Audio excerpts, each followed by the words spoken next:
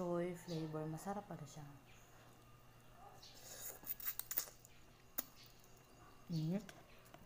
Tapos nilagyan ko ng uwishi na ano? Ito. Nilagyan ko nito. Masarap pala siya ilagay. Experiment. Masarap pala siya. Tingnan nyo.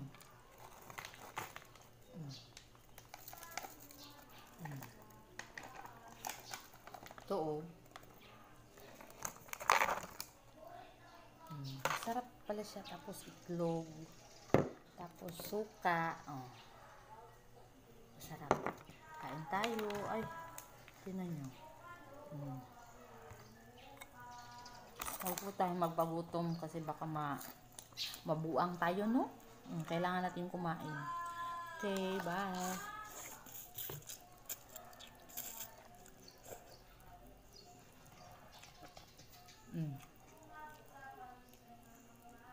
Ano na itong tanghalian?